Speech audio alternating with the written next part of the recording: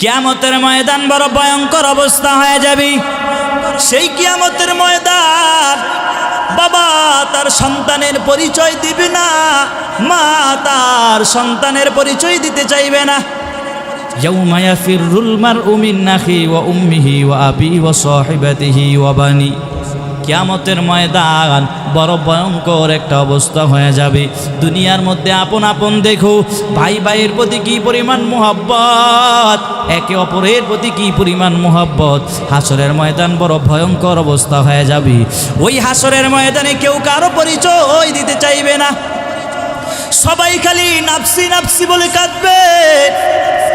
আল্লাহর নবী হাদিসের মধ্যে জানায় দেয়া বলে, হাসরের ময়দান কেমন ভয়ঙ্কর হবে রে। ওই হাসরের ময়দানে অন্য নবীরাও পর্যন্ত নাফসি নাফসি বলে কাঁদবেন। মুসা নবীও নাফসি নাফসি বলে কাঁদবেন, ঈসা নবীও নাফসি নাফসি বলে কাঁদবে, সব নবীরা পর্যন্ত নাফসি নাফসি বলে কাঁদবে। আল্লাহ পাক হাসরের ময়দানে যখন মানুষগুলোকে উত্তোলন করবেন, মানুষগুলো আল্লাহর সামনে দাঁড়াবে, বড় ভয়ঙ্কর একটা অবস্থা হয়ে যাবে। সমস্ত মানুষগুলো সেই দিন উলঙ্গ অবস্থায় আমার আল্লাহর সামনে দাঁড়াবেন। সমস্ত মানুষগুলো উলঙ্গ অবস্থায় আমার আল্লাহর সামনে দাঁড়াবেন। আর এইভাবে মানুষগুলো থাকবেন। আল্লাহ পাক ওই দিন হাসরের ময়দানটাকে আমার আল্লাহ পাক এত পরিমাণ, কেউ দুনিয়ায় তোমরা আপন আপন ভাবো, হাসরের ময়দানে কেউ তোমার আপন হবে না রে ভাই। তোমার আপন কই চলে যাবে। দুনিয়ার মধ্যে কত মোহাব্বত, কত ভালোবাসা, কত কিছু দেখেন। এই যে দুনিয়ার ভিতরে ইউসুফ নবীর ঘটনা আপনারা ভালো করিয়াই জানেন। এরপরও আমি একটু আপনাকে বুঝাই, দুনিয়ার মধ্যে এত আপন আপন ভাই, তারপরও দেখেন রে বাবা, হাসরের ময়দানে ভাই ভাইকে চিনবে না, বাবা তার সন্তানকে চিনবে না। ইউসুফ নবীরে আল্লাহর নবী ইয়াকুব আলাইহিস সালাম মানে ইউসুফ নবী তার বাবা এত পরিমাণ মুহাব্বত করতেন, বাকি 10 ভাইয়ের এটা সহ্যই হতো না। আব্বাই কেন ইউসুফরে এত পরিমাণ মুহাব্বত করেন, আমাদের 10 ভাই আব্বা এত মোহাব্বত করে না। এই কারণে 10 ভাই মিল্লা পরামর্শ করলো ইউসুফরে হত্যা করে ফেলবে, ইউসুফরে মেরে ফেলবে। 10 ভাই মিললে এবার পরামর্শ করিয়া ইয়াকুব নবীর কাছে গিয়া বলতেছে, আব্বা জান ইউসুফরে আমাদের সাথে দিয়া দেন, আমরা ইউসুফরে নিয়ে একটু খেলাধুলা করব। ওই মাঠের মধ্যে ইউসুফরে নিয়ে যাবে, একটু খেলাধুলা করব। ইয়াকুব নবী বুঝতে পেরেছে ইয়ারা মনে হয় কোনো কৌশল অবলম্বন করে এসেছি, কারণ ইয়াকুব নবী স্বপ্নে যুগের মধ্যে জানতে পেরেছে ইউসুফরে 10টা বাঘে খেয়ে ফেলতেছে। আর ওই 10টা বাঘ হলো 10 ভাই। ইয়াকুব নবীর কাছে গিয়ে বলতেছে, আব্বা জান আমারা 10 ভাই শক্তিশালী দল, ইউসুফরে আমাদের সাথে দিয়া দেন, খেলার ময়দানে নিয়ে যাব, কোনো সমস্যা হবে না, আমরা শক্তিশালী দল। ইয়াকুব নবী চিন্তা করলেন, ইউসুফ নবী দুনিয়ায় আসছেন, ইউসুফ নবীর আগে, ইউসুফ নবীর পরে আরেকজন ভাই দুনিয়া আসছে যার নাম বিনিয়ামিন। ইউসুফ নবীর 1 বছরের পরপর বছরের মাথায় বিনিয়ামিন দুনিয়া আসছেন। এই 2 ভাই দুনিয়া আসার কারণে মা তার ভারসাম্যটা সহ্য করতে না পারে দুনিয়া থেকে বিদায় হয়ে গেল। ইউসুফ নবী তার মায়ের কেন তেমন বেশি আদর পায় নাই। ইয়াকুব নবী চিন্তা করলো, ইউসুফ তো তেমন মায়ের আদর পায় নাই, এখন তোমরা ইউসুফকে নিয়ে যাইবা। ইউসুফের মা নাই, ইউসুফের এই কথা চিন্তা করি ইয়াকুব নবী একটু দিতে চায় না, কিন্তু 10 ভাই বারবার আনয় বিনিয়োগ করতেছে, আব্বা জান আমরা শক্তিশালী দল, আমরা যদি নিয়ে যাই কোনো সমস্যা হবে না। অনেক চিন্তা করার পর এবার ইয়াকুব নবী দিয়া দিলেন, ইউসুফকে নিয়ে তারাও রওনা হয়ে গেল মাঠের দিকে। আর ইয়াকুব নবী তাকাইয়া তাকাইয়া ইউসুফ নবীর দিকে তাকাইয়া তাকাইয়া কান্না করে, কারণ এরা কোনো কৌশল অবলম্বন করে ইউসুফ নবীর মাঠের মধ্যে নিয়ে যায়। কোন কৌশলের কারণে তারা মাঠে নিয়ে যায়, কারণ ইয়াকুব নবী স্বপ্ন যুগের মাধ্যমে জানতে পেরেছে এরা 10 ভাই মিললে এদেরকে কোনো পান্দে ফেলানোর জন্য নিয়ে যাইতেছে। যেই কারণে ইয়াকুব নবী বড় ভয় পায়। আর ইয়াকুব নবীর দিকে তাকান, ইয়াকুব নবী ইউসুফের দিকে তাকাইয়া তাকাইয়া কান্না করে। যতটুক পর্যন্ত ইউসুফ নবীরে দেখা গেল, এতটুক সময় সময় পর্যন্ত ইয়াকুব নবী বসে বসে কান্না করে আর আল্লাহর কাছে দোয়া করেছি, আমার ইউসুফের আল্লাহ বাঁচাও, আল্লাহ হেফাজত করিও। আমার ইউসুফে, যে ইউসুফের দেখলে আমার অন্তর শান্তি হয়ে যাইতো, যে ইউসুফের কারণে আমি যখন রাত্রিবেলা নামাজ পড়তে যাইতাম, এই ইউসুফ নবীর কারণে আমার বাতি লাগতো না, ইউসুফের চেহারার আলোয় পুরা ঘর আলোকিত হয়ে যাইতো। ইউসুফ নবীরে আমি দেখলেই আমার দিল প্রশান্তি লাভ করত। ইয়াকুব নবী কান্না করেছে আর এই দিকটা 10 ভাই ইউসুফ রে নিয়ে ময়দানে চলে গেল, মাঠে চলে গেল। নিয়ে যাওয়ার পরে বার 10 ভাই নেওয়ার পর 10 ভাই এক ভাইকে মারে, এক ভাই মারার পরে আরেক ভাইয়ের কাছে দিয়া বলে, এখন তোরে কোন বাবাই ফিরাবি? এক ভাই মারার পরে আরেক ভাইয়ের কাছে দিয়া দেয়। এই দিক দিয়া ইউসুফ নবী বারবার বলে, ভাই গো, তোমরা আমাকে এত মারধর করতেছো, আমার কি এমন অপরাধ, কি অপরাধের কারণে আমার এত মারো? আমার যদি কোনো বেয়াদবি হয়ে থাকি আমার আল্লাহর হস্তে তোমরা মাফ করে দাও। হঠাৎ করিয়া 10 ভাইয়ের মধ্যে বড় ভাইটার একটু মায়া লাগছে। 10 ভাই বলে, এমন না মাইরা তারে দেশান্তরিত করে দেয়। দেশান্তরিত করে যাওয়ার জন্য বলল, তারপরে না এবার 10 ভাই মারার পরে এবার তারা পরামর্শ করলো ইউসুফকে কূপের মধ্যে ফালায়া দিবি। সেই কূপটা এত ভয়ঙ্কর ধরনের একটা কূপ, যে কূপে পানিগুলো এত পরিমাণ ময়লা, এত বিষাক্ত ধরনের সাপ বিচ্ছু সেই কূপের মধ্যে আছে। ইউসুফের হাতে পায়ে রশি লাগায়া ওই কূপের মধ্যে ফালায়া দিবে, এই চিন্তাধারা করার পরে আমার আল্লাহ পাক ডাক দিয়া বলে, জিব্রাইল তাড়াতাড়ি করে জান্নাত থেকে একটা পাথর নিয়ে যা আর জান্নাতি পোশাক নিয়ে যা। আমার ইউসুফের যেন বিন্দু পরিমাণও, আমার ইউসুফের যেন সম্মানের উপরে যেন আমার ইউসুফের যেন আঘাত না আসে। জান্নাত থেকে পোশাক আইনা ইউসুফ নবীরে পরায় দেওয়া হলো, আর একটা জান্নাত থেকে একটা পাথর নিয়ে সেই কূপের মধ্যে ফালায়া দেওয়া হলো। আর ইউসুফকে যখন তারা হাতে পায়ে রশি দিয়া বাইদা যখন কূপের মধ্যে ফালাবে, যেন ইউসুফ নবী সেই পাথরের উপরে দাঁড়ায় যায়। 10 ভাই মিললে এবার ইউসুফ নবীর হাতে পায়ে রশি লাগায়া এবার ওই কূপের মধ্যে ফালাবে। জিব্রাইল আমিন ঈসা আমার ইউসুফ নবীর শরীরের মধ্যে পোশাকটাও পরায়া দিল, আর একটা পাথর সেই কূপের মধ্যে ফেলে দিল। ইউসুফ নবীর যখন তারা হাতে পায়ে রশি লাগায়া সেই কূপের মধ্যে ফেলে দিল, আর ইউসুফ নবী সেই পাথরের উপরে দাঁড়ায় গেল। قالوا سبحانك لا علم لنا إلا ما علمتنا إنك أنت العليم الحكيم توحید کی امانات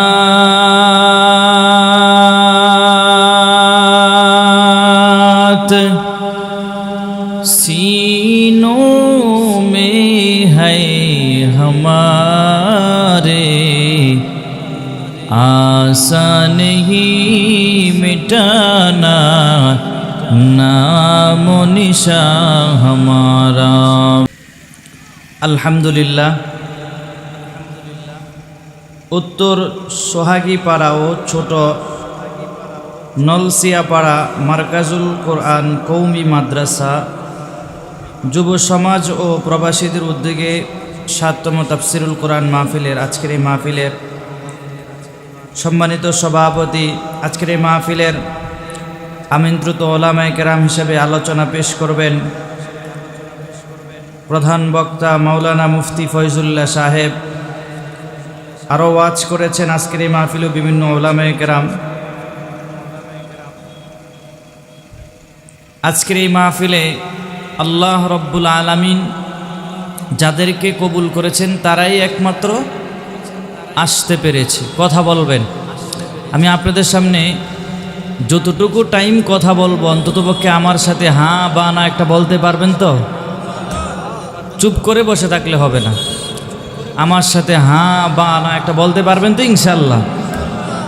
আল্লাহ রব্বুল আলামিন যাদেরকে কবুল করেছেন, যাকে পছন্দ করেছেন, সেই একমাত্র এমন দামি মজলিসে আসার সুযোগ হয়েছে। এলাকায় বহু মানুষ আছে। এই যে এত সুন্দর একটা আয়োজন, এটা কি বছরে প্রতিদিন হয়? জোরে বলেন, প্রতিদিন হয়? বছরে একদিন হয়। একটা দিন আর রাতকে যারা বিসর্জন দিতে পারে নাই, এদের মতো কপাল পরা মুসলমান আর কেউ হতে পারে না। এখনো পর্যন্ত বিভিন্ন জায়গায় আড্ডায়, বিভিন্ন কেউ বাড়িতে বসে আছে, এই যে দিনই মজলিসে আসতে পারে নাই। রহমাতুল্লিল আলামিনের হাদিসের ভাষ্য অনুযায়ী এটা একটা জান্নাতের বাগান, আর এই জান্নাতের বাগানের মধ্যে আল্লাহ পাক অগণিত রহমত দ্বারা ভরপুর করে দিতেছেন। বলেন না সুবহানাল্লাহ। এজন্য মালিকের দরবারে শুকর আদায় করার দরকার আছে কি নাই? আল্লাহ রব্বুল আলামিন আমাদেরকে যাচাই বাছাই করে, পছন্দ করে দ্বীনি মজলিসে আসার, বসার, কিছু কথা বলার এবং শুনবার মতো তৌফিক দান করেছেন।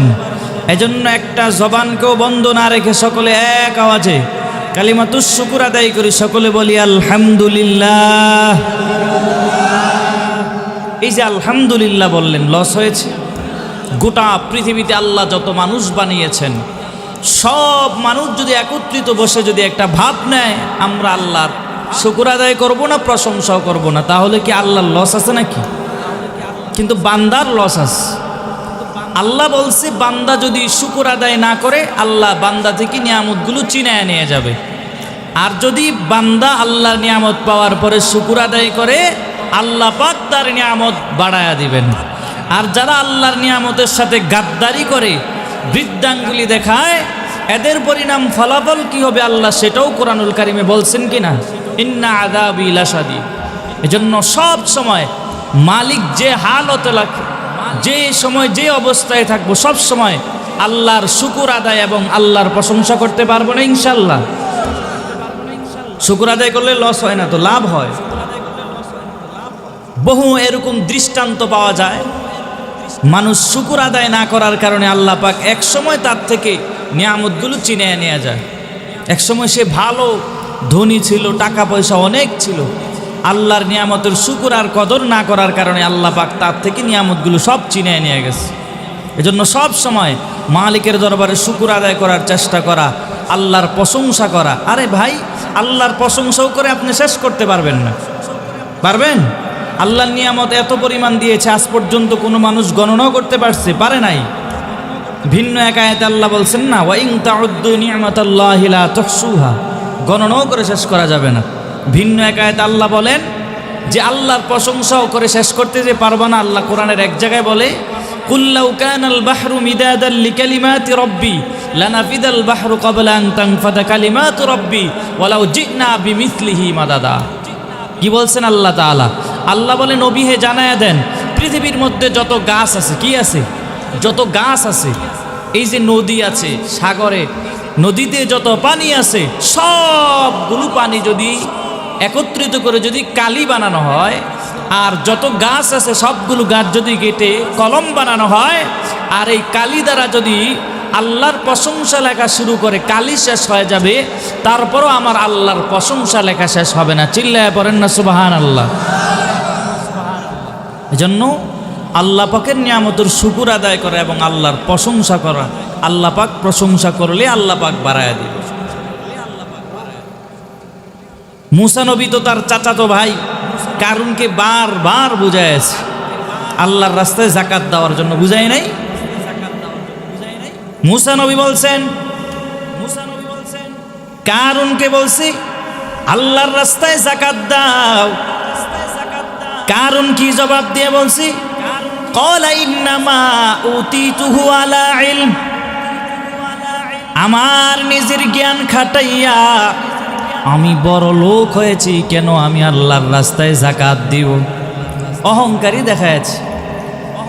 কারণ আল্লাহর রাস্তায় যাকাত দেওয়ার জন্য মুসা নবী বারবার বুঝাইছেন, বুঝে নাই, বরং মুসা নবীর সাথে একটা অহংকারী ভাব দেখাচ্ছে।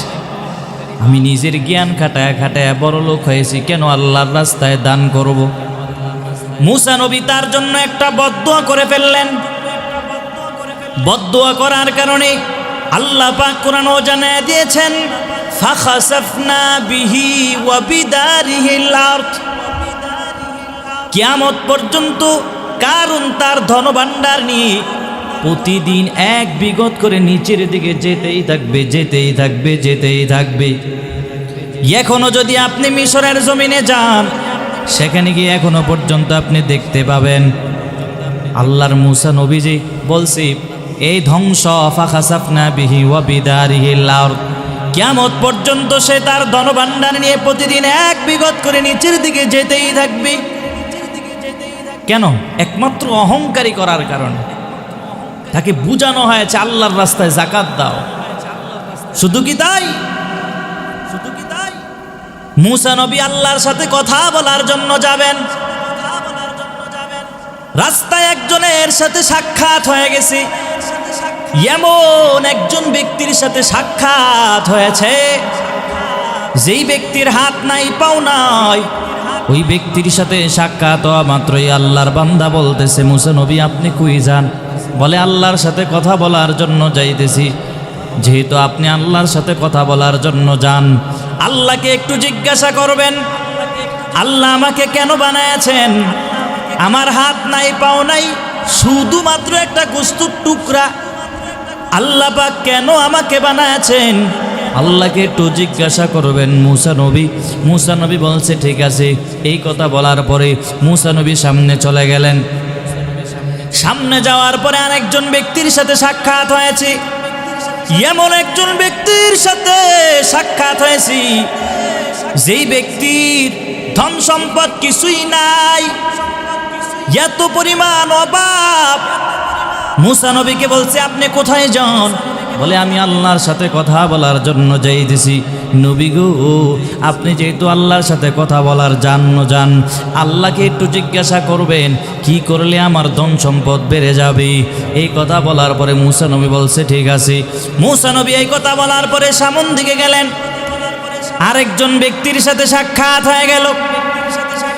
এমন একজন ব্যক্তি যেই ব্যক্তিকে আল্লাহ এত পরিমাণ ধন সম্পদ দিয়েছে, এত পরিমাণ আল্লাহ ধন সম্পদ দিয়েছেন, ধন সম্পদের কারণে একটু সময় পায় না, আল্লাহর জিকির করার টাইমটাও পর্যন্ত পায় না। নবী গো, আপনি তো আল্লাহর সাথে কথা বলার জন্য যাবেন, আল্লাহকে একটু জিজ্ঞাসা করবেন কি করলে আমার আল্লাহ বলার টাইমটা পাবো, কি করলে আমার ধন সম্পদগুলো কমে যাবে। মূসা নবী আল্লাহর সাথে কথা বললেন। বলার পরে এবার আসলেন ওই যে প্রথমজন ব্যক্তি, যেই ব্যক্তি বলেছে আমার হাত নাই, পাও নাই। নবী গো, একটু আল্লাহরে জিজ্ঞাসা করবেন আল্লাহ আমারে কেন বানাইলেন। মূসা নবী বলে আমি আল্লাহকে জিজ্ঞাসা করলাম। আল্লাহ পাক বলেছেন, আল্লাহ পাক তোমাকে অনর্থক বানাই নাই। বলে আল্লাহ পাক তোমাকে কেন বানাইছে? আল্লাহ পাক বলছি জাহান্নামের গর্ত বরাবর একটা জাহান্নামে গর্ত আছে, ওই গর্ত বরাবর আল্লাহ পাক তোমাকে বানাইছেন। আল্লাহর বান্দা শোনা মাত্রই শায়েখ জাকারিয়া রহমতুল্লাহ আলাইহি তার কিতাবের মধ্যে এভাবে লিখছেন, আল্লাহর বান্দা শোনা মাত্রই আলহামদুলিল্লাহ বলে শুকর আদায় করছে। শুকর আদায় করার কারণে আল্লাহ পাক রব্বুল আলামিন ওই মানুষটাকে আমার আল্লাহ পাক ভালো মানুষে রূপান্তরিত করে দিলেন। আর দ্বিতীয় যে ব্যক্তির সাথে সাক্ষাৎ হয়েছে, যে ব্যক্তির ধন সম্পদ কিছুই নাই, আল্লাহরও পর্যন্ত ডাকে না। নবী গো, আল্লাহকে আপনি কি জিজ্ঞাসা করছেন কিনা? হ্যাঁ আল্লাহরে জিজ্ঞাসা করছি। আল্লাহ বলছে আল্লাহর নিয়ামতের শুকর আদায় করা বাড়ায়া দাও, তা বাড়ায়া দিলে আল্লাহ পাক বাড়ায়া দিবে। আল্লাহর বান্দি এমনি ধন সম্পদ কিছু নাই, এমনি সে অভাব অন্টনের মধ্যে আছি। আবার বলতেছে মূসা নবী বলতেছে আল্লাহর শুকর আদায় করার জন্য। ওই মহিলা রাগ হইয়া মূসা নবীর একটা দমক পর্যন্ত দিয়া দিল। দমক দেওয়ার কারণে আমার আল্লাহ পাক এত পরিমাণ বেজার হয়ে গেছে। আল্লাহ পাক বেজার হইয়া ওই বান্দির উপরে আমার আল্লাহ পাক এত পরিমাণ গজব চাপায়া দিয়েছে, যা ছিল তা সব কিছু নিয়ে আমার আল্লাহ পাক নিয়ে নিয়ে গেলেন। কিন্তু তৃতীয় জন আরেকজন ব্যক্তি ছিল, যেই ব্যক্তিকে আমার আল্লাহ এত পরিমাণ ধন সম্পদ আমার আল্লাহ পাক দিলেন, ধন সম্পদের কারণে আমার আল্লাহকে ডাকার টাইমটাও পায় না। নবী গো, আপনি তো আল্লাহর সাথে কথা বলছেন, আমার আল্লাহ পাক আপনাকে কি বলছেন? আল্লাহ পাক বলছে, আল্লাহর নিয়ামতের শুকর আদায় করা কমায় দাও। ভালো করিয়া বুঝবেন, 3 নম্বর ব্যক্তির আল্লাহ এত পরিমাণ নিয়ামত আমার আল্লাহ দিয়েছেন। আল্লাহ বলছেন, মুসা নবীও বলছে, আল্লাহর নিয়ামতের শুকর আদায় করা কমায় দাও। আল্লাহর বান্দা বলে, আমি আল্লাহর শুকর আদায় করা ছাড়া আমি থাকতেও পারি না। ওই আল্লাহর বান্দা আল্লাহর নিয়ামতের শুকর আদায় বাড়ায় দিয়েছে। বাড়ায় দেওয়ার কারণে আল্লাহ পাক তার নিয়ামত আরো বরকত দিয়ে দিয়েছেন। আর যেই ব্যক্তিটা আল্লাহর সাথে গাদ্দারি করেছে, আল্লাহ পাক তার তো দেওয়া দূরের কথা, আল্লাহ পাক তার আরো ধ্বংস করে দিলে চিল্লা বলেন না নাউজুবিল্লাহ। এজন্য ভালো করিয়া বুঝবেন, আমি কত দূর থেকে আপনাদের এই জায়গায় আসলাম। সেই কুমিল্লা থেকে সেই জুমার নামাজের আগ মুহূর্তে বের হয়ে আস্তে আস্তে করে আস্তে আস্তে এই টাঙ্গাইল পর্যন্ত আসলাম। নদীও পার হলাম, নদীর এপারে আসলাম। এত কষ্ট করে এত দূর দূরান্ত থেকে আসলাম। এত সুন্দর করে যুবক ভাইয়ের একটা সুন্দর আয়োজনও সাজাইলেন। কেন সাজাইলেন? এই যে আজকে এলাকায় এত সুন্দর একটা আয়োজন সাজাইল, জান্নাতের বাগান একটা সাজায়া দিল। কিন্তু কত কপাল ভরা মুসলমানেরা এখনো পর্যন্ত বাড়িতে দোকানে পাড়ে বসে বসে আড্ডা দেয়, এখনো পর্যন্ত মাহফিলে আসতে পারে নাই। এদের মতো কপাল বড় মুসলমান আর কেউ হতে পারে না, ঠিক কিনা সরে বলেন? কিন্তু যারা সময়কে দাম দেয় নাই, এই যে এত সুন্দর একটা আয়োজন হলো, সময়টাকে দাম দিয়ে একটু মাহফিলে আসতে পারে নাই, বসতেও পারে নাই। আমার আল্লাহ যদি হাসরের ময়দানে জিজ্ঞাসা করে, এত সুন্দর একটা জান্নাতের বাগান সাজানো হয়েছিল, দূর দূরান্ত থেকে উলামায়ে কেরামরা কোরআন এবং হাদিস থেকে আলোচনা করছিল, একটু কি শুনতে পারো নাই? আমি আল্লাহ তোরে দুনিয়ায় পাঠাইলাম, একটু কি শুনলেও তো তোমার একটু ফায়দা হয়ে যাইতো। এটা তো এমন একটা দামি মজলিস। এখন তো আর আপনারা নবী পাবেন না, নবীর ওয়ারিস সূত্রে উলামায়ে কেরামকে পাবেন। কিন্তু উলামায়ে কেরামের মজমায় যদি যায় বসতে পারো রে, এই জায়গায় যতটুকু টাইম বসে থাকবেন গুনাহ অন্ততপক্ষে হবে না। সব হক আর না হক অন্ততপক্ষে আপনার গুনাহ হবে না। আপনি ওয়াজ যদি নাও শোনেন, যদি এখানে বসে থাকেন, আপনার গুনাহ হবে না? হবে। এই জন্য বাবা, এখনো পর্যন্ত যারা বাইরে ঘোরাফেরা করছেন, এখনো পর্যন্ত যারা দোকানে পাড়ে আড্ডায় দিতেছেন, আমি বলবো সবাই চলে আসেন। এই রাত আপনি আর জীবনও ফিরে পাবেন না। আপনার হায়াত থেকে একটা রাত চলে গেল। কত রাত হেলে দুলে আড্ডায় লিপ্ত হয়ে কতভাবে আপনি নষ্ট করে ফেলেন। কিন্তু একটা রাতকেও যারা বিসর্জন দিতে পারে নাই, আমার আল্লাহ বলে এদের মতো কপাল পোড়া মুসলমান আর কেউ হতে পারে না। আমি আপনাদের সামনে সূরাতুল জিলজাল তেলাওয়াত করেছি এবং নবীর হাদিস থেকে একটা হাদিসের অংশ বিশেষ করেছি। আল্লাহ পাক রব্বুল আলামিন 30 পারা কালাম অবতীর্ণ করেছেন। আমার আল্লাহ পাক একটা সূরা অবতীর্ণ করেছেন, যেই সূরাটার নাম হলো সূরাতুল জিলজাল, যেটার নাম হলো সূরাতুল জিলজাল মাদানিয়া। এই সূরাটাকে, সূরা জিলজালকে সূরা জালজালাও বলা হয়। আবার এই সূরাটাকে সূরাতুল জামিআও বলা হয়। ভালো করিয়া বুঝবেন, মনোযোগ দিয়ে শুনবেন। আল্লাহ পাক এই সূরার মধ্যে আমার আল্লাহ পাক কি নিয়ে কোন বর্ণনা করেছেন, কি কথা আমার আল্লাহ পাক বলেছেন, আমরা এই সূরা থেকে আল্লাহ পাক কেন সূরা জিলজাল অবতীর্ণ করেছেন সেটা জানবো, এবং এই সূরার ভিতরে আমার আল্লাহ পাক কি বলছেন সেটাও আমরা বুঝবো। ভালো করিয়া শুনবো। পারবেন তো ইনশাআল্লাহ? ধৈর্য আছে তো ইনশাআল্লাহ? আল্লাহ পাক এই সূরাটাকে নাজিল করলেন, অবতীর্ণ করলেন। এই সূরাটার আরেকটা নাম আছে সূরাতুল জামিআ। জামিআ কেন বলা হয় সেটাও বলা হবে। সূরাতুল জিলজাল আল্লাহ পাক কেন অবতীর্ণ করলেন? কাফের বেদিনের গোষ্ঠীরা আমার মায়ার নবীকে এত পরিমাণ প্রশ্ন করেছি। আমার মায়ার নবীকে প্রশ্ন করতেন কাফের বেদিনের গোষ্ঠীরা, আল্লাহর নবীকে প্রশ্ন করতো, নবী গো, আপনার আল্লাহর যদি ওয়াদা যদি সত্য হয় তাহলে আপনি জবাব দিয়ে বলেন কিয়ামত কবে সংঘটিত হবে। ইয়াসআলু আইয়ানা ইয়াউমুল কিয়ামা, কিয়ামত কবে সংঘটিত হবে। আল্লাহর ওয়াদা যদি সত্য হয় তাহলে আপনি বলেন কিয়ামত কবে সংঘটিত হবে। ওয়ায়াকুলুনা মাতা হাদাল ওয়াদু ইন কুনতুম সাদিকিন। আল্লাহর ওয়াদা যদি সত্য হয় তাহলে নবী জবাব দেন। নবীকে প্রশ্ন করা হলো কিয়ামত কবে সংঘটিত হবে। আমার মায়ার নবী কে যখন প্রশ্ন করা হলো, কাফের আর বেদিনের গোষ্ঠীরা আমার মায়ার নবীকে আটকায় ফেললেন। আল্লাহ পাক নবীর প্রশ্নের জবাবে আমার আল্লাহ পাক নবীর মাধ্যমে জানা দেয়া বলে, নবী গো, কাফের আর বেদিনের গোষ্ঠীরে জানা দেন কিয়ামত কবে সংঘটিত হবে। আল্লাহ পাক সেই দিকে তাকাইয়া এই সূরাতুল জিলজালটা অবতীর্ণ করলেন। চিল্লায় পড়েন না সুবহানাল্লাহ। নবী জানা দেন, ইযা জুলজিলাতিল আরদু জিলজালাহা। আল্লাহ পাক বলে, নবী জানা দেন যেদিন এই জমিনের মধ্যে চূড়ান্ত পর্যায়ের একটা ঝাঁকানি আমার আল্লাহ পাক দিবেন। আল্লাহ পাক একটা প্রকল্পিত একটা আল্লাহ পাক কল্পনা দিবেন, এমন একটা ঝাঁকানি আমার আল্লাহ পাক দিবেন। যেই জাকানির পরে আল্লাহ পাক বলে, যেই জাকানির উপরে আসমান ধ্বংস হয়ে যাবে, পৃথিবী ধ্বংস হয়ে যাবে, সব কিছু ধ্বংস হয়ে যাবে, এরপরে কিয়ামত সংঘটিত হয়ে যাবে। চূড়ান্ত পর্যায়ের একটা জাকানি আমার আল্লাহ পাক দিয়ে দেবেন। আল্লাহ পাক বলে, নবী জানায়া দেন এই জমিনের মধ্যে যেদিন চূড়ান্ত পর্যায়ের একটা জাকানি আমার আল্লাহ একটা ভূমিকম্প দিবেন। যেই ভূমিকম্প হওয়ার পর এখনো মাঝে মাঝে ভূমিকম্প হয়নি।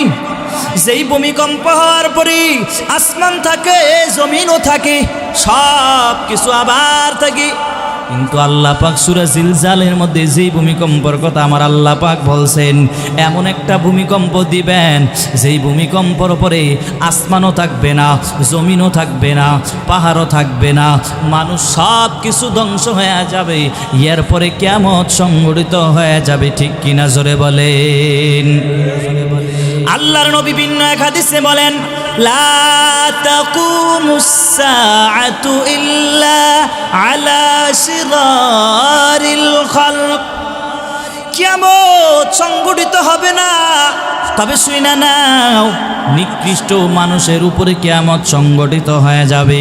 এই জমিনের মধ্যে এই যে আজকে মাদ্রাসার মাহফিল হতেছে রে বাবা, জমিনের মধ্যে আসমান থেকে আপনি জমিনে তাকাইছেন, জমিনটা কত উপরে, কোনো খুঁটি নাই, খুঁটি ছাড়াই আসমানটা কিভাবে দাঁড়ায় রইল রে। আল্লাহর নবী বলে জানায়া দাও এই আসমান আর জমিন কিভাবে দাঁড়ায় আছে, এরও একটা খুঁটি আছে। সেই খুঁটিটা কি জানো? এই যে মাদ্রাসার মধ্যে ছোট ছোট ছাত্ররা মাদ্রাসায় পড়েনি, পড়েনি। যেই ছাত্র এখন পর্যন্ত বাড়িতে ভালো করিয়া প্লেটটাও ধুইতে পারতো না, মাদ্রাসায় আসিয়া নিজের প্লেট নিজে ধোয়, আবার শীতকালে কত কষ্ট করিয়া ঠান্ডা পানি দিয়ে ওযু বানাইয়া ফজরের নামাজের আগে ঘুম থেকে জাগ্রত হইয়া আল্লাহর 30 পারা কালামটা নিয়ে বসে যায়, আর আল্লাহর কালামুল্লাহ থেকে তেলাওয়াত করা শুরু করে দেয়। ঠিক কিনা জোরে বলেন। আল্লাহর নবী বলে, জমিনে যতদিন পর্যন্ত আল্লাহ আল্লাহ পড়নেওয়ালা লোক না থাকবে, আল্লাহ পাক কিয়ামত দিয়ে দিবেন। মানে দুনিয়া ধ্বংস হয়ে যাবে যতদিন এই জমিনে একজন ব্যক্তি যদি শুধুমাত্র আল্লাহ আল্লাহ বলনেওয়ালা লোক থাকে, আল্লাহ পাক কিয়ামত দিবেন না, কিয়ামত সংগঠিত হবে না। এই জন্য বাবা তাকায় দেখো, তোমরা তো ফজরের সময় আরামে ঘুমাও, ফজরের নামাজ বাদ দিয়া তোমরা ঘুমাও, কিন্তু মাদ্রাসাগুলি ঢুকিয়া দেখবা, হাফিজিয়া মাদ্রাসায় ঢুকবেন, দেখবা ফজরের নামাজের সময় কত ছোট ছোট বাচ্চারা, যে বাচ্চা এখনো পর্যন্ত ভালো করিয়া লুঙ্গিটাও ধুতে পারে না, এখন মাদ্রাসায় সে নিজের লুঙ্গি নিজে দই, আবার কত কষ্ট করিয়া ঠান্ডা পানি দিয়ে ওযু বানায় 5 বেলার নামাজটাও জামাতের সাথে আদায় করে। ঠিক কিনা জোরে বলেন।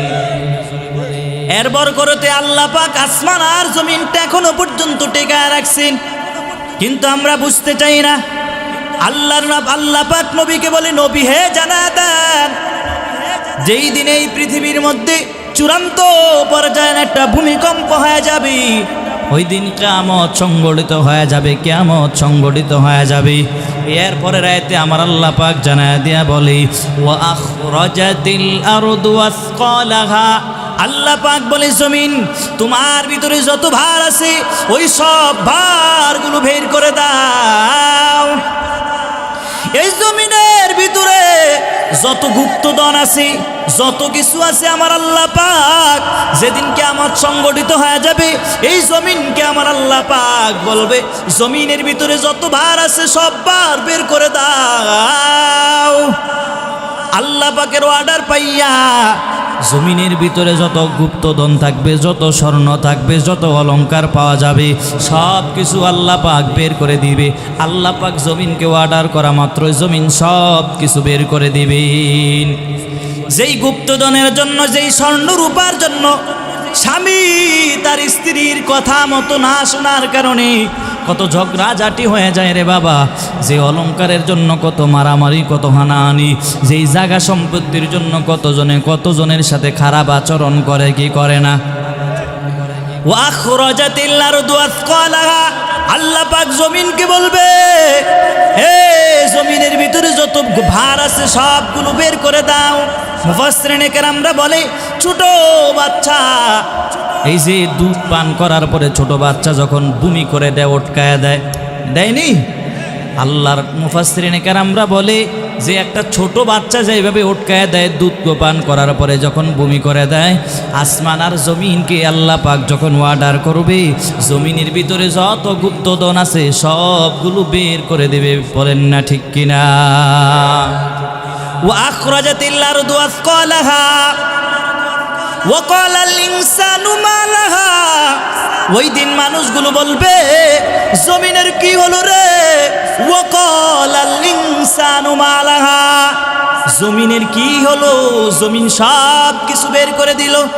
ওয়া ক্বালাল ইনসানু মা লাহা ইয়াওমাইযিন তুহাদ্দিসু আখবারাহা, সেই দিন জমিনের ভিতরে যত ঘটনা ঘটে গেছে, যত বৃত্তান্ত আপনি ঘটাইছেন, সব কিছু জমিন আল্লাহর কাছে বলে দিবে। জমিন আল্লাহর কাছে নালিশ দিয়া বলবে, জমিন আল্লাহর কাছে বলবে, এই জমিনের ভিতরে আপনি যত কিছু করেছেন সব কিছু আল্লাহর কাছে জমিন বলে দিবেন। আসমান আল্লাহর কাছে কথা বলবে, জমিন আল্লাহর কাছে নালিশ দিবেন। জমিনের ভিতরে যত বৃত্তান্ত ঘটনা ঘটেছে সব কিছু আমার আল্লাহর কাছে বর্ণনা করা শুরু করে দিবে। জমিনের কোন জায়গায় দাঁড়াইয়া আরেকজনের ব্যাপারে গীবত করেছো, জমিনের কোন জায়গায় দাঁড়াইয়া আকাম করেছো, জমিনের কোন জায়গায় দাঁড়াইয়া দাঁড়াইয়া প্রস্রাব করেছো, জমিনের কোন জায়গায় দাঁড়াইয়া তুমি উল্টা পাল্টা করেছো, সেদিন জমিন আমার আল্লাহর কাছে সব কিছু বলে দিবে। পালানোর কোনো সুযোগ নাই। এজন্য আমার আল্লাহ পাক এই সূরা জিলজালের মধ্যে আমার আল্লাহ পাক জানায় দিয়া বলে, ওয়া আখরাজাতিল আরদু আসকালাহা ওয়া ক্বালাল ইনসানু মা লাহা বিআন্না রাব্বাকা আওহা লাহা। আল্লাহ পাকের আদেশে জমিন আল্লাহর সামনে কথা বলবে। আল্লাহ পাক জমিনকে ওহীর মাধ্যমে জানায় দিবে। আল্লাহ পাকের কাছে জমিন নালিশ দিয়ে সব কিছু জানায় দিবে। এজন্য সাবধান হয়ে যান।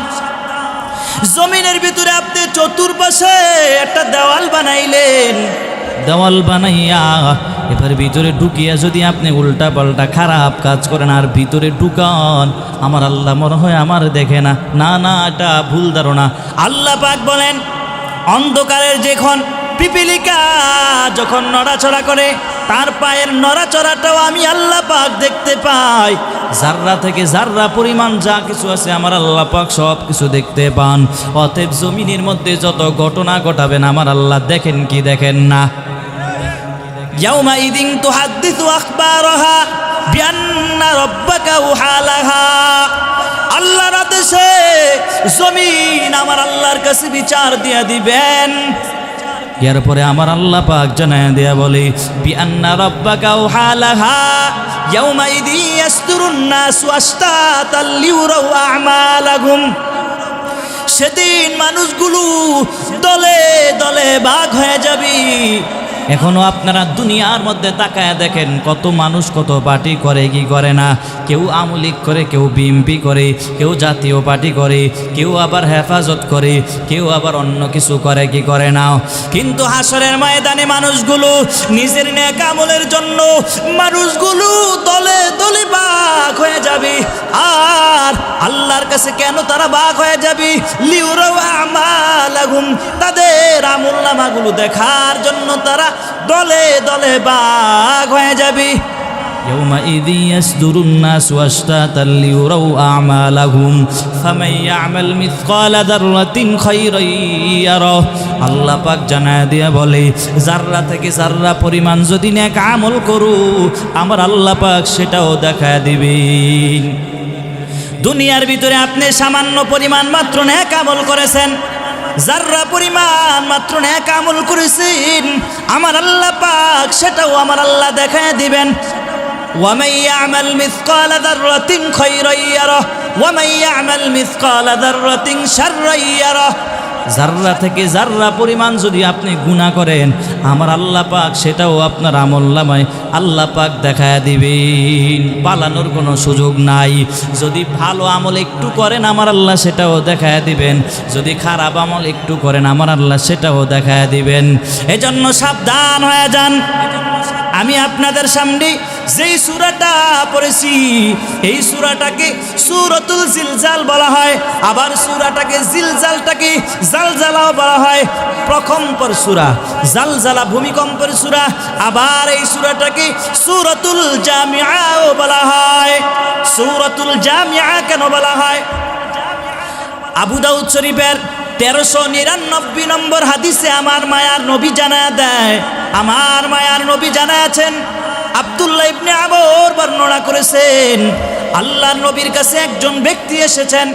একজন ব্যক্তি আসার পরে আমার মায়ার নবীর কাছে এসে বলতেছে, নবী গো আপনি আমার এমন কিছু সূরা শিক্ষা দেন যেই সূরাগুলো আমার জন্য যথেষ্ট হয়ে যাবে, এমন কিছু সহজ সূরা আমারে শিখিয়ে দেন।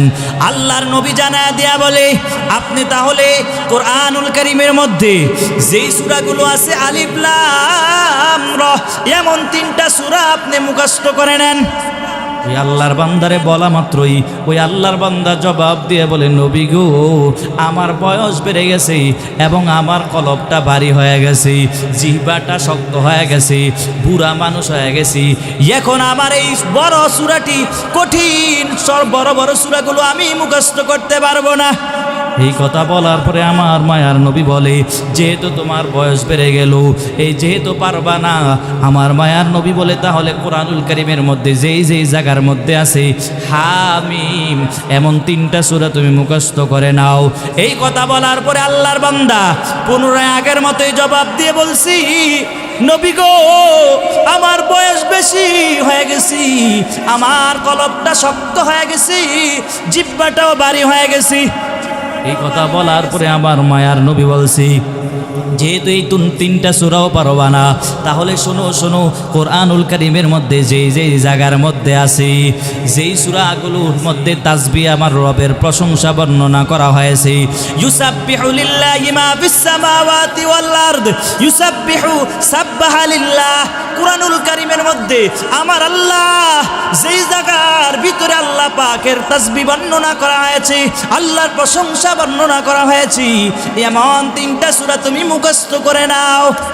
আল্লাহর বান্দা আবারও একই জবাব দিয়ে বললেন, আমি বুড়া হয়ে গেছি, আমার বয়স বেড়ে গেছে এবং আমার কলবটা শক্ত হয়ে গেছে, জিহ্বাটাও ভারী হয়ে গেছে, নবী গো আমি এত শক্ত সূরাগুলো, এত বড় সূরাগুলো, কঠিন সূরাগুলো আমি পড়তে পারবো না। এরপরে ওই আল্লাহর বান্দা নবীরে বলে, নবী গো আপনি আমার এমন একটা সূরা পড়া দেন যেই সূরার ভিতরে সমস্ত জিনিসগুলো ঢুকানো থাকবি, সব কিছু এই সূরার মধ্যে ঢুকানো থাকবি। তখন আমার আল্লাহ পাক বলেছে, শোনো শোনো কোরআনুল কারীমের মধ্যে একটা সূরা আছে, যেই সূরাটার নাম হলো সূরাতুল জিলজাল, যেই সূরাটা তুমি মুখস্থ করবা। আল্লাহর বান্দা শোনা মাত্রই দুইবার আল্লাহর কাছে শুকর আদায় করলো, আর নবীর মাধ্যমে জানা দিল, নবী গো এই সূরাতে জানাছেন আমি এই সূরাটা পড়ব, মুখস্থ করব এবং আমি মানব এবং আমল করব। নবীও সাথে সাথে জবাব দিয়া বলে, সাহাবায়ে কেরামরা দেখো দেখো ওই বান্দাটা দুইবার আমার নবী জানায়া দিল, ওই আল্লাহর বান্দাটা সফল সফল আমার আল্লাহর নবী জানায়া দিল, মানে ওই আল্লাহর বান্দাটা সফল হয়ে গেল। চিল্লায় বলেন না সুবহানাল্লাহ। সূরাতুল জিলজালকে সূরাতুল জামিআ কেন বলা হয়? যেহেতু এই সূরার মধ্যে আমার আল্লাহ পাক সমস্তগত বিষয়গুলো, অনেকগুলো বিষয় আমার আল্লাহ পাক এই সূরার মধ্যে আমার আল্লাহ পাক ঢুকায়া দিয়েছেন। এই জন্য এই সূরাটাকে সূরাতুল জিলজালটাকে সূরাতুল জামিআও বলা হয়। চিল্লায়া পড়েন না সুবহানাল্লাহ। এই সূরার মধ্যে আমার আল্লাহ পাক কিয়ামত সম্পর্কে বর্ণনা করেছেন। অনেক ওলামায়ে কেরাম থেকে আপনারা আলোচনা শুনছেন, কিয়ামতের অবস্থা বড় ভয়াবহ অবস্থা হয়ে যাবে বাবা, কিয়ামতের ময়দানটা বড় ভয়ঙ্কর অবস্থা হয়ে যাবে। একটু মনোযোগ দিয়ে শুনবে বাবারে। জীবনের হায়াত থেকে অনেক সময়টা অতিক্রম হয়ে গেছে, এখনো পর্যন্ত নিজেকে শুধরাইতে পারো নাই।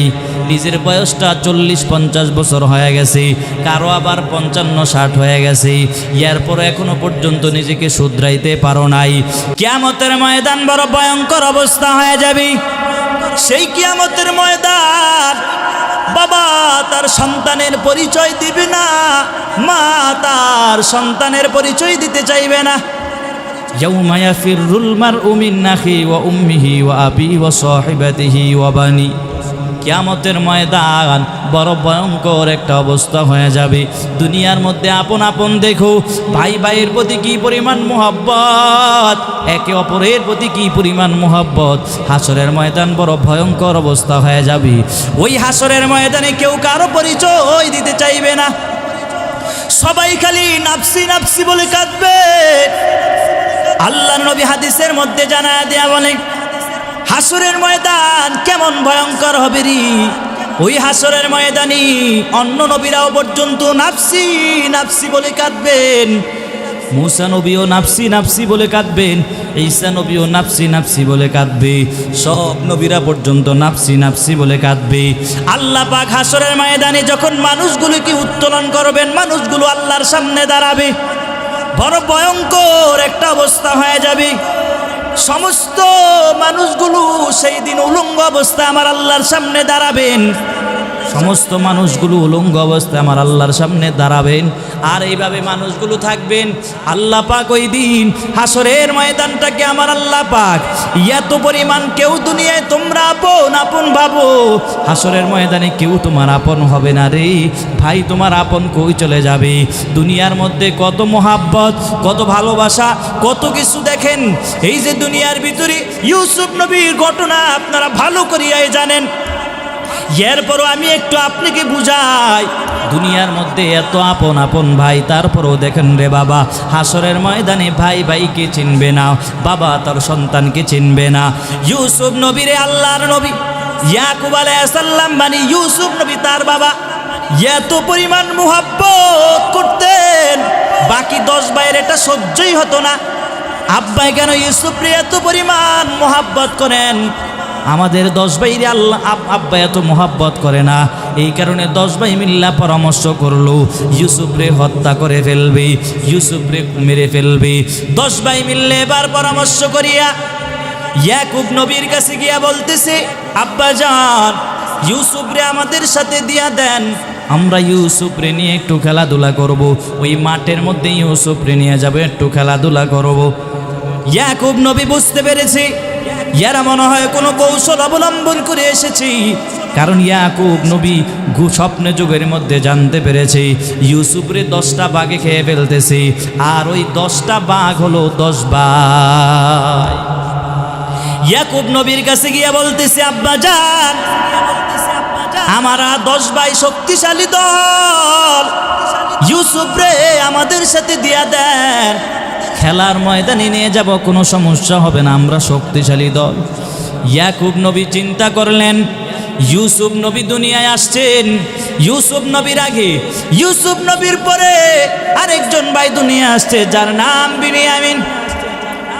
ইউসুফ নবীর 1 বছরের পরপর বছরের মাথায় বিনিয়ামিন দুনিয়া আসছেন। এই দুই ভাই দুনিয়া আসার কারণে মা তার ভারসাম্যটা সহ্য করতে না পারে দুনিয়া থেকে বিদায় হয়ে গেল। ইউসুফ নবী তার মায়ের কেন তেমন বেশি আদর পায় নাই।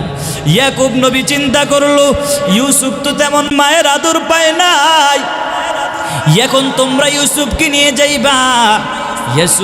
ইউসুফের মা নাই, ইউসুফের এই কথা চিন্তা করি ইয়াকুব নবী একটু দিতে চায় না, কিন্তু 10 ভাই বারবার আনয় বিনিয়োগ করতেছে, আব্বা জান আমরা শক্তিশালী দল, আমরা যদি নিয়ে যাই কোনো সমস্যা হবে না। অনেক চিন্তা করার পর এবার ইয়াকুব নবী দিয়া দিলেন ইউসুফকে নিয়ে, তারাও রওনা হয়ে গেল মাঠের দিকে। আর ইয়াকুব নবী তাকাইয়া তাকাইয়া ইউসুফ নবীর দিকে তাকাইয়া তাকাইয়া কান্না করে, কারণ এরা কোন কৌশল অবলম্বন করে ইউসুফ নবীর মাঠের মধ্যে নিয়ে যায়। কোন কৌশলের কারণে তারা মাঠে নিয়ে যায়, কারণ ইয়াকুব নবী স্বপ্ন যুগের মাধ্যমে জানতে পেরেছে এরা 10 ভাই মিললে এদেরকে কোনো পান্দে ফেলানোর জন্য নিয়ে যাইতেছে। এই কারণে ইয়াকুব নবী বড় ভয় পায়। আর ইয়াকুব নবীর দিকে তাকান, ইয়াকুব নবী ইউসুফের দিকে তাকাইয়া তাকাইয়া কান্না করে। যতটুক পর্যন্ত ইউসুফ নবীরে দেখা গেল এতটুক সময় পর্যন্ত ইয়াকুব নবী বসে বসে কান্না করে আর আল্লাহর কাছে দোয়া করেছি, আমার ইউসুফের আল্লাহ বাঁচাও, আল্লাহ হেফাজত করিও। আমার ইউসুফে, যে ইউসুফের দেখলে আমার অন্তর শান্তি হয়ে যাইতো, যে ইউসুফের কারণে আমি যখন রাত্রিবেলা নামাজ পড়তে যাইতাম, এই ইউসুফ নবীর কারণে আমার বাতি লাগতো না, ইউসুফের চেহারার আলোয় পুরা ঘর আলোকিত হয়ে যাইতো। ইউসুফ নবীরে আমি দেখলি আমার দিল প্রশান্তি লাভ করত। ইয়াকুব নবী কান্না করেছে আর এই দিক দিয়ে 10 ভাই ইউসুফ রে নিয়ে ময়দানে চলে গেল, মাঠে চলে গেল। নিয়ে যাওয়ার পরে বার 10 ভাই নেওয়ার পর 10 ভাই এক ভাইকে মারে। এক ভাই মারার পরে আরেক ভাইয়ের কাছে দিয়া বলে এখন তোরে কোন বাবাই ফিরাবি। এক ভাই মারার পরে আরেক ভাইয়ের কাছে দিয়া দেয়। এই দিক দিয়া ইউসুফ নবী বারবার বলে ভাই গো তোমরা আমাকে এত মারধর করতেছো, আমার কি এমন অপরাধ, কি অপরাধের কারণে আমার এত মারো? আমার যদি কোনো বেয়াদবি হয়ে থাকি আমার আল্লাহর হস্তে তোমরা মাফ করে দাও। হঠাৎ করিয়া 10 ভাইয়ের মধ্যে বড় ভাইটার একটু মায়া লাগছে। 10 ভাই বলে এমন না মাইরা তারে দেশান্তরিত করে দেয়। দেশান্তরিত করে যাওয়ার জন্য বলল, তারপরে না এবার 10 ভাই মারার পরে এবার তারা পরামর্শ করলো ইউসুফকে কূপের মধ্যে ফালায়া দিবি।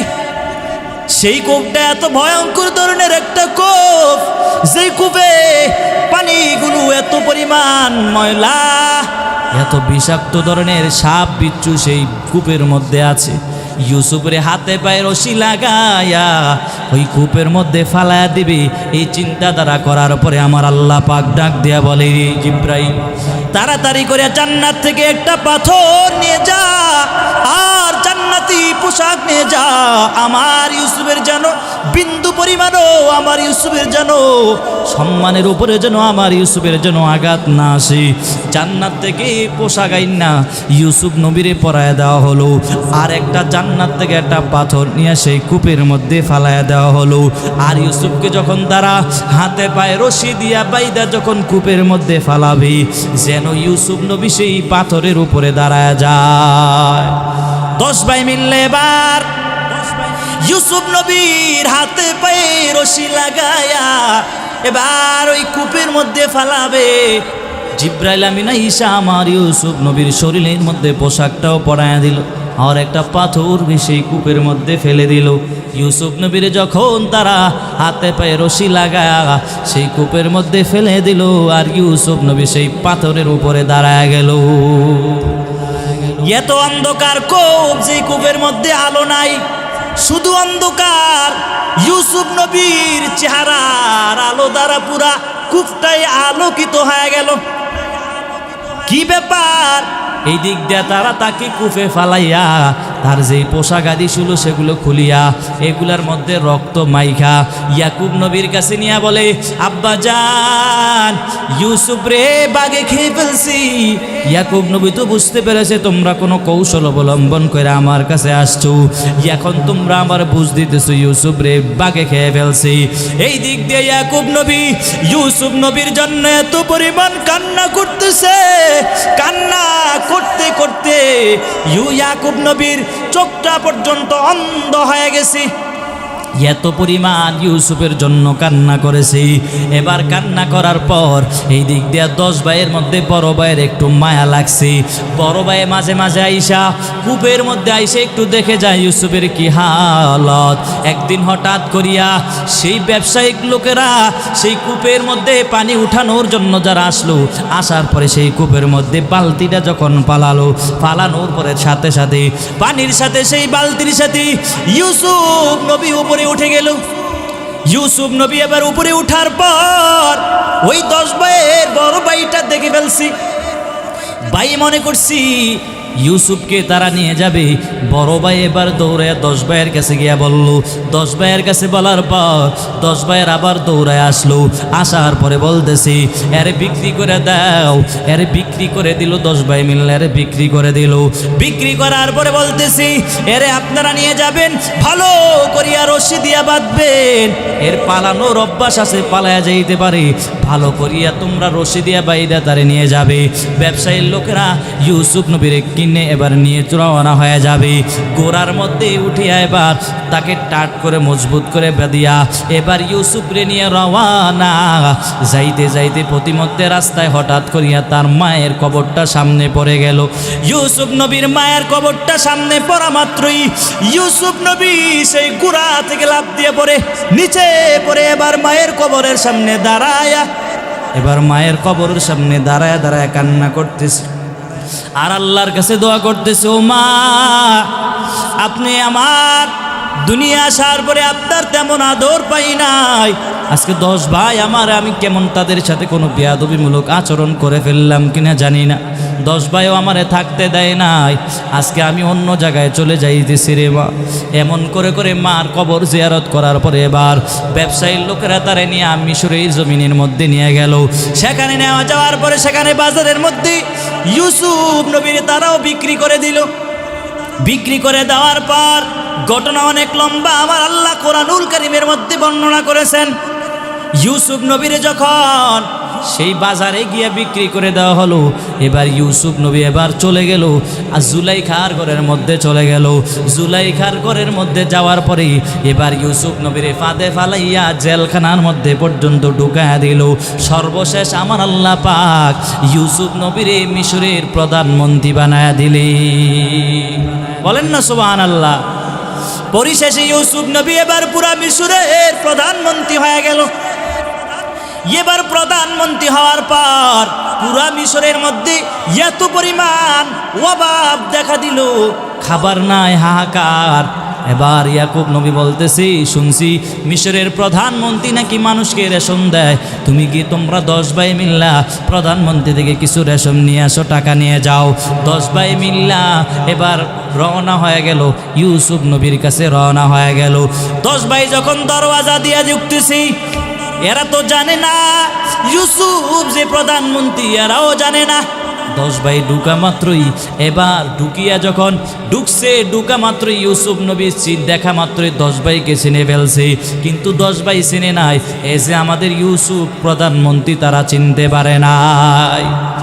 মিশরের প্রধানমন্ত্রী ইউসুফ কর্মচারীদেরকে বলছে, এদেরকে রেশন দিয়া দাও, আর যেই টাকাগুলো দিবে ওই টাকাগুলো রাখবা না, কারণ ওরা তো আমার ভাই। এবারে এদের 10 ভাইকে প্রশ্ন করলো, আপনারা কোথায় থেকে আসছেন? অমুক জায়গা থেকে আসছি। আপনাদের বাবার নাম কি? বলে আমার বাবার নাম ইয়াকুব। বলে আপনাদের আর কোনো ভাই আসেনি? বলে হ্যাঁ, আর একজন ভাই আছে। বলে কি নাম? বলে বিনিয়ামিন। বলে বিনিয়ামিন ভাই তোমার কেমন আছে? বলে ভালো আছে। বলে আপনাদের আর কোনো ভাই আসেনি? বলে হ্যাঁ, আমাদের আর একজন ভাই ছিল, যেই ভাইয়ের নাম ছিল ইউসুফ। বলে ইউসুফ রে আমরা 10 ভাই মিল্লা কূপের মধ্যে ফালায়া দিয়েছি। সেই শোকের কারণে আমার আব্বা কান্না করতে করতে অন্ধ হয়ে গেছে। এবার মিশরের প্রধানমন্ত্রী ইউসুফ বলতেছি, যান যান, আপনাদেরকে রেশন দিয়া দিলাম, নিয়ে যান, এবার নিয়ে যান। শর্ত দেয়া দেয়, সামনে যদি আপনারা যদি কোনো রেশন নেওয়ার জন্য আসেন, শর্ত হলো সাথে বিনিয়ামিন ভাইটাকে নিয়ে আনতে হবে। সাথে যদি তাকে না নিয়ে আসেন তাহলে আপনাদেরকে রেশন দেওয়া হবে না। এই কথা বলার পরে এবার 10 ভাই মিলিয়া রেশন নিয়ে এবার বাড়ি চলে গেল। বাড়ি যাওয়ার পর এবার সেই রেশনগুলো খোলার পরে দেখতেছি এর ভিতরে টাকাও দিয়ে দিছে, টাকাগুলো রাখে নাই। এবার 10 ভাই বলতেছি, আব্বা জান, মিশরের প্রধানমন্ত্রী কত ভালো, আমাদের রেশনও দিয়া দিল, আবার টাকাটাও রাখলো না। কিছুটা বুঝতে পেরে বলছি, আবার যাও। 10 ভাই এবার বলতেছে, আব্বা জান, এবার রেশন আনার জন্য একটা শর্ত লাগাই দিয়েছে। সেই শর্তটা হলো, যদি আমরা দ্বিতীয়বার যদি রেশন আনার জন্য যাই, সাথে বিনিয়ামিনকে যদি না নেই তাহলে রেশন দিবেন না, প্রধানমন্ত্রী বলে দিয়েছে। এবার বিনিয়ামিনকে নিয়ে তারা রওনা হয়ে গেল। বিনিয়ামিনকে নিয়ে যখন এই 10 ভাই যখন ঢুকতেছে, মিশরের প্রধানমন্ত্রীও দেখে তাকায় আছে। বিনিয়ামিনকে নিয়ে যখন তারা ঢুকে গেল, সবাইকে রেশন দেওয়া হলো। এবার রাত্রিবেলা হয়ে যাওয়ার পরে 10 ভাইয়ের জন্য দুইজন করে 5টা বেড করে দিল, সিট করে দিল। 5 ভাই রাত্রিবেলা ঘুমাবে, রাত্রি যাপন করবে। 10 ভাইকে এবার বলতেছি, কৌশল করে ইউসুফ নবী বলতেছি, আপনারা যদি কিছু না মনে করেন তাহলে আমরা ইউসুফের সাথে, আমার প্রধানমন্ত্রীর সাথে বিনিয়ামিন যেই ভাইটা আছে সে আমার কাছে থাকবে, আপনাদের জন্য কোনো আপত্তি না থাকে। 10 ভাই বলছে কোনো আপত্তি নাই। এবার 10 ভাইকে এবার ছিটে দিয়ে দিল, বেডরুমে চলে গেল। এবার শুধু বাকি আছে বিনিয়ামিন। বিনিয়ামিনকে ইউসুফ নবী ভিতরে ঢুকায়া, একটা কামরার মধ্যে ঢুকায়া রাত্রে 12টার পরে বলে, বিনিয়ামিন শুনো। বিনিয়ামিন বলে, বাইরে তুমি আমারে চিনছো? বলে, না, আমি তো তোমার সেই ভাই যাকে তোমার 10 ভাইয়েরা মিল্লা সেই কূপের মধ্যে ফেলে দিয়েছিল, আমি সেই ইউসুফ। এই কথা বলার পরে ইউসুফ নবীর জড়াইয়া ধরিয়া বলতেছে, রে ভাই, তোমার জন্য বাবা এত পরিমাণ কান্না করেছে। কান্না করতে করতে চোখ দিয়ে পানি পড়তে পড়তে এক প্রকার অন্ধ হয়ে গেছি। এত পরিমাণ কষ্ট আমার বাবা পেয়েছে আমি জানি, এত পরিমাণ কষ্ট। দেখেন বাবা, দুনিয়ার মধ্যে ভাই ভাই এত পরিমাণ আপন, হাসরের ময়দানে ভাই ভাইয়ের পরিচয় দিতে চাইবে না, আব্বা তার সন্তানের পরিচয় দিতে চাইবে না। ওই হাসরের ময়দানটা বড় ভয়ঙ্কর অবস্থা হয়ে যাবে। কেমন ভয়ঙ্কর! আমার আল্লাহ পাক চূড়ান্ত পর্যায়ের একটা ধমক দেওয়ার আগে আমার আল্লাহর একটা ধমক দিয়ে বলবি, ওয়ামতাজুল ইয়াউমা আইয়ুহাল মুজরিমুন। আল্লাহ পাক এই ধমকটা দিয়ে বলবে, ও গুনাহগার, নেককারদের থেকে আলাদা হয়ে যা। ওই দিন গুনাহগাররা নেককারদের থেকে আলাদা হতে চাইবে না রে বাবা। এত ধমক খাওয়ার পরেও আল্লাহ বলে, গুনাহগাররা যদি নেককারদের থেকে আলাদা না হতে চায়, আমার আল্লাহ পাক রব্বুল আলামিন বলেছেন, ওই দিন আমি আল্লাহ ওই গুনাহগার বান্দাকে আমি আল্লাহ নিজ কুদরতি হাত দ্বারা তাদেরকে আলাদা করে ফেলবো।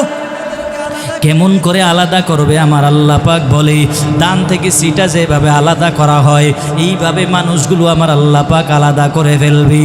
আল্লাহ পাক হাসরের ময়দানে চূড়ান্ত পর্যায়ের একটা ধমক দিয়ে আমার আল্লাহ পাক বলবেন, লিমানিল মুলকুল ইয়াউম লিল্লাহিল ওয়াহিদিল কাহ্হার।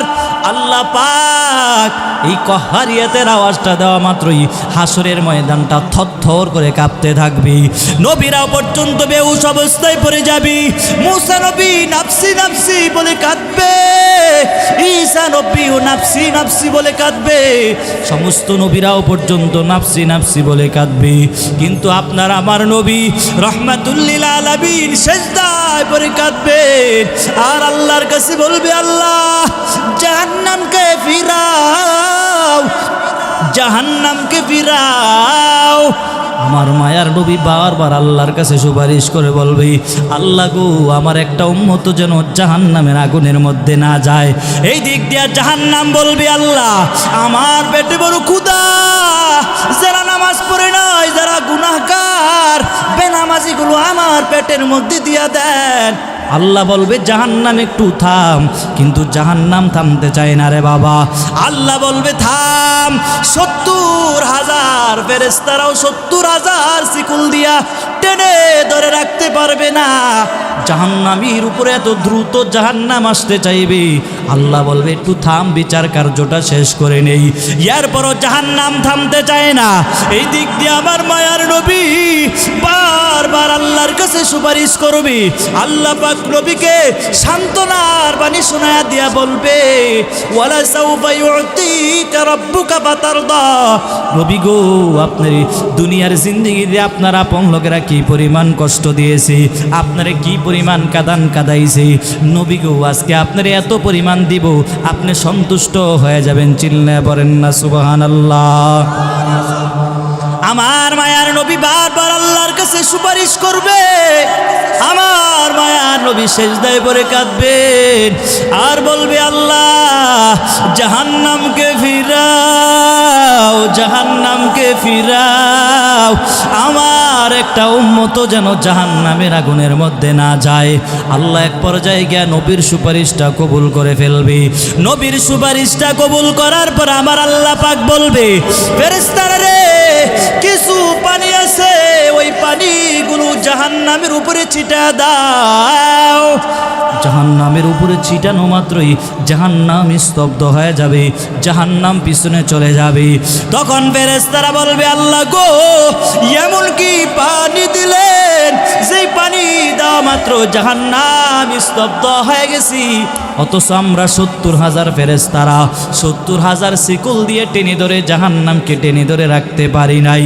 আল্লাহ গো, আপনি এমন কি পানি দিলেন যেই পানির কারণে জাহান্নাম স্তব্ধ হয়ে গেল।